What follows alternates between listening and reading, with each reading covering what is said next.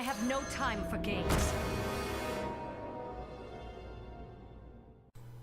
Hey, what's up guys? This is the Gaming Fanboy here, and today I'm going to start a new series on how to get to Legend for the average player. Now, I've recorded this video like 3 or 4 times, and each video ended up being a 30 to 40 minute explanation because I want to go really in depth and I want to go really in detail as to how to reach Legend from a numbers to numbers standpoint, and not only how to reach Legend with minimal money, minimal effort, and minimal time invested into the game. On average, it takes me about 5 hours to hit from rank 5 to Legend, and I use these few steps to go ahead and do it. However, like I said, as I've been making videos on this topic, I realize I have a lot of information to give. And that being said, instead of forcing people to sit through a 40 to 50 minute video, I decided to break this video into multiple parts, and I will go ahead and be posting these on my channel. And these videos will be guides or guidelines that you can follow with proper explanations and more in detail explanations on how to hit Legend. Now, I know there's many other videos out there on YouTube that are about the similar thing. However, I've looked at a lot of those videos and none of them go into detail as I do. And they're also missing a lot of very intricate things and processes that you can use to hit Legend. So, with that being said, let's go ahead and start off with one of my first steps that I use to get Legend, and that is getting to rank 5, the rank 5 floor bed. So getting to the rank 5 floor bed is simple. Since Blizzard implemented that you can't decay below rank 5, what rank 5 has turned into a testing bed for people who want to play to try to get to Legend. Now, because this is the next bracket before Legend, and because right before you get to rank 5, you're going to get all the tryhards. All the people are going to be playing the meta decks here. They may not be playing it well, but they will be playing it left and right. No one's really testing for fun at this point. They're testing to get Legend, or if they're testing for fun, they're testing and getting absolutely decimated by any deck that counters them. So, you need to get to rank 5. That is just it. That is the first and foremost. So how do you get to rank 5? Well, to get to rank 5, you need to understand that there are different elements before rank 5 that you have to overcome. Now, one of the main elements is that the lower in rank you are, then you're the player, the less experienced they are. The closer to rank 5 you are, the closer you are to running into the tryhards. So my ideal way that I hit rank 5 is either preferably an aggro deck or a deck that I'm really comfortable with. If you're trying to hit Legend within a short time frame, you do not want to play a control deck, ideally, if you don't have a lot of time, because once you've decided to go the control deck route, while I like to watch control and I like to play control, let's just be honest, time is not a thing that control, really values that much. You can get more games in with an aggro deck than you can an actual control archetype. And once you get to your rank 5 Legend, rank 5 test bet, that is, you have to then go through the understanding of what decks are and what metas are, right? So once you've hit rank 5 and you've hit the floor bed, you have to understand that there are 3 types of decks in Hearthstone. There is tempo, there's control, and then there's aggro. Alright guys, let's start off by talking about aggro decks, right? Out of the 3 decks, aggro, tempo, and control, the pros to aggro. It vomits its hand on the board, meaning you pretty much just throw cards out all the time. As long as if they're in your hand, more than likely you have the mana crystals to play it. Right? This doesn't mean you play every single one every single time. Of course, you have to play around certain things. You play around certain mana crystals for certain classes. For example, right now, you around turn 3, you never play your entire hand out versus a priest, dragon priest, unless you have a good backup plan, because it's gonna get board cleared by the 4 mana 3/3. So you vomit your hand on the board, you get a ton of early and cheap wins. A lot of times, aggro decks win by turn 4, 5, 6. Rarely do you ever see turn 10, maybe ever, because your plan is not to make it to turn 10. Normally you concede if you don't make it by turn 6 or 7. And as I kind of touched on a little bit before, you consistently have better opening hands than your non-aggro opponent due to the fact that you're running a lot of 1s and 2 drops. And that being said, when you lose to aggro, you just have to understand that, hey, that's just how it goes. If this deck is literally centered around always having early game, and in Hearthstone, early game dictates the match most of the time.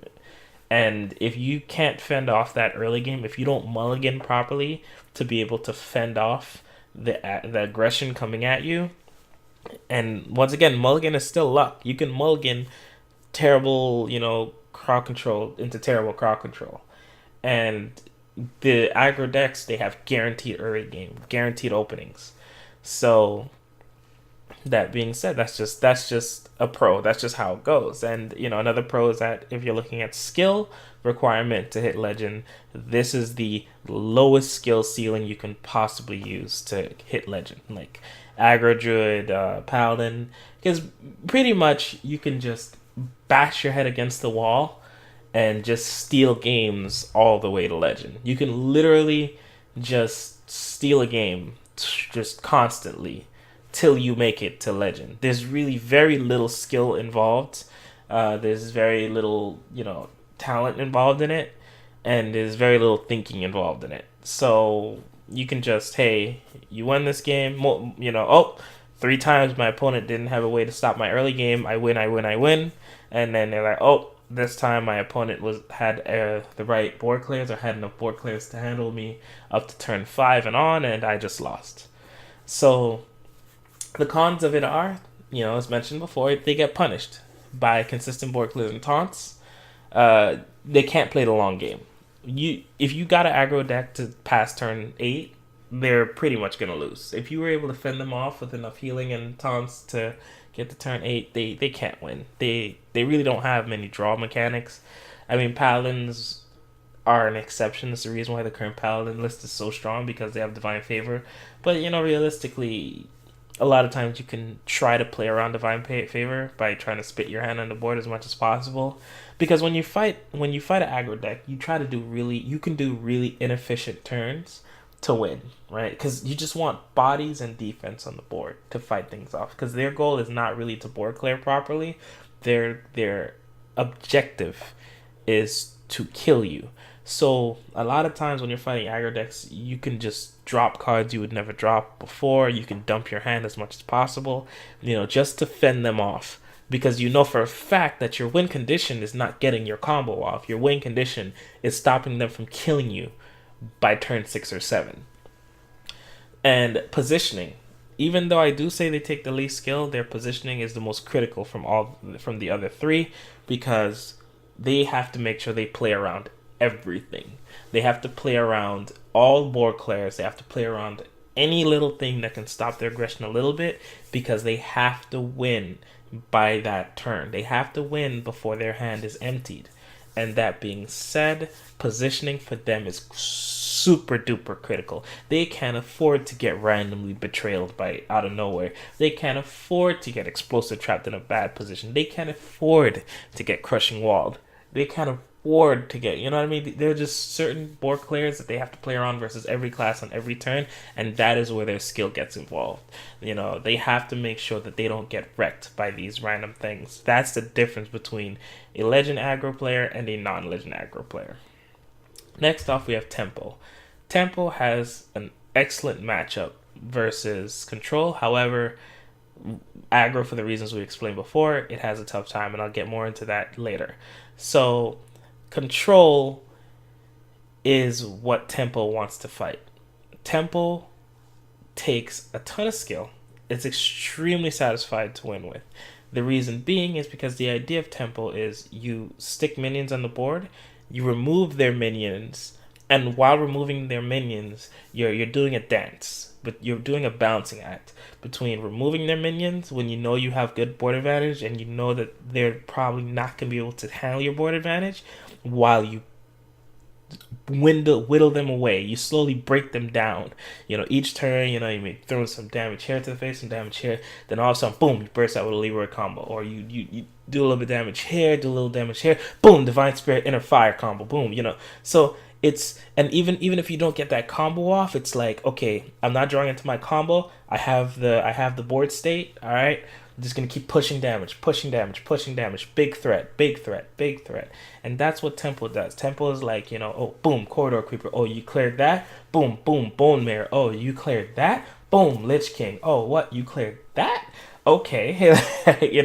Every turn with Tempo, you're trying to, you're making it so you're putting your opponent on the defensive. You're putting them on their back leg. Because any time, at any point, you lose that tempo, you lose. That's the idea of tempo. That's what tempo comes from. The tempo as a word, it's supposed to mean, it's like a chord, right? It's usually a musical note where you're constantly pushing forward, and you're keeping the song, right? You're keeping your song going. And by keeping the song going and keeping the rate and the pace of the music, so you have to literally think of it like that. At any time somebody messes up your song, it's going to be hard to get it back exactly at the exact point where it was before. You want to keep your song going, you want to keep playing, and you want to keep on dropping threat after threat. So you got to make sure every turn is efficient.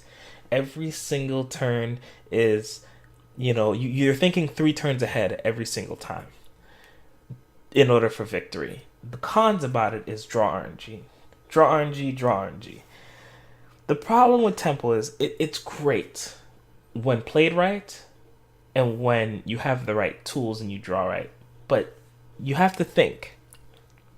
Because half of your deck is threats and the other half of your deck is removal and lower cost removal and survival and things like that and tempo tools, the problem with that is that there are times where you're going to have horrible draw RNG, right? You may go up against a control deck. I mean, not a control deck. You may go up against an aggro deck and they draw all of their early game. And they boom, 1 drop, 2 drop, 3 drop, and you have Bone Mares and Dragons in your hand or Valus Mind Slayers, and you're just drawing into all your stuff you can't use. You lose, no questions. You just lose. And there's times where you run into control and you just have nothing else but you mulligan and you have backstabs and and just cards that do nothing for you, in your tempo advantage. And that's the problem with tempo sometimes, is that you can have, out of the 3 of them, because you're not primarily focused on only doing one thing, you're going to have draw RNG issues. And that makes it very difficult to play well, and one poor decision can be your last. One bad mistake can end the game for you, and you wouldn't even know. It takes a while to realize when that bad mistake actually happened, because your mistake could have happened 3 turns ago. Right? You could have removed something improperly or did a bad play 3 turns ago, and it affects you 3 turns later with tempo. And that can make losses extremely frustrating to deal with. And a lot of times when you have bad situations, you have to create good situations from nothing, right? Like sometimes you may just have to coin Van Cleave on 3, things like that. Or, you may have to make really inefficient plays to make it work. And that takes a lot of practice for tempo. And last but not least, we have the control archetype. The control archetype, the pros are, it is extremely satisfying to draw aggro decks. I mean, control, on average, eats aggro decks because they're made to live, right? A control deck isn't trying to tempo you out. It's trying to just get to their win condition, right? A control deck just is trying to get to their 1 or 2 win conditions to win the game. They're not trying to win early. They're not trying to win by turn 1. They're trying to get their combo out and then kill you off that combo or do whatever their combo needs to do. So this being said, they have a ton of survival options. Like a control deck will just have board clear on board clear on board clear. Like there's just gonna be board clears everywhere. Every time you turn around, something's gonna get killed. Every time you play something, it's gonna get killed. And if played well, it can be unstoppable, right? If you have all your answers, your outs, it can feel like you're fighting a wall. Now, the cons are, remember, it only has 1 or 2 win conditions. That being said, when something only has 1 or 2 win conditions, one, you can mess up those win conditions if you're able to somehow manage to mill them or get a combo out, or if that win condition gets destroyed at any point, they lose. That's it. They just lose. They can't win, they lose. And another con is these videos are meant to be for people who are struggling to hit legend, who don't stream full time, right? You guys are not streamers. You guys probably don't waste hundreds of dollars. You're not whales. You only have time to build 1 or 2 decks. So I'm trying to teach you how to hit legend with 1 or 2 decks. And due to the time it takes for control matches, because remember, every match you're waiting on your win condition, right? And if you lose a game with an aggro deck after about 20 minutes of fending off somebody just to get Leroy double cold-blooded killed, that's a problem for your time. You lose a lot of time with that. And that's a problem. And the next thing is that they have trouble dealing with tempo decks because of this. See, a control archetype, right? A control archetype is trying to control board states, big board states. Tempo decks don't deal with big board states. Tempo decks deal with big threats. And when you're constantly putting a big threat on the board, or you have a big threat to use every other turn, and it's just big threat after big threat after big threat, and because tempo decks don't run out of cards like aggro decks do, since tempo decks don't dump their hand out, because every turn, once a tempo deck gets rolling, they're just dropping big minions every other turn. They're dropping big things every other turn, and the problem is when tempo decks get that rolling and they have big threat after big threat after big threat, control has a problem dealing with that. Defile can't handle a 5/5 and an 8/8 minion 2 or 3 times, right? They can't really survive getting assaulted by big heavy minions back to back to back to back. They don't have enough removal to handle it. And that's one of their biggest weaknesses, is that they can't deal with, too many massive threats too many times. Now, there's going to be those games where they'll cheat out a Void Lord into a Void Lord into a Void Lord. But then there's going to be a lot of games where, they're just taking too much damage and their board clears just aren't going to work versus, dropping big minion after big minion every single turn. And that's one of their biggest weaknesses, and which is good, because all 3 archetypes should have a weakness, right? This makes it a circle, a revolving door of hate. Aggro beats tempo most of the time, or is favored versus tempo. Tempo is favored versus control a lot of the times, and control is favored versus aggro most of the time, right? So when these 3 decks, these 3 archetypes are popular, this is called a balanced meta, right? Because right now a lot of people may be a little frustrated with the meta, and there's a better reason why they're frustrated with the meta. So enough with that. This is the first video. I'm gonna go ahead and start working on the next one.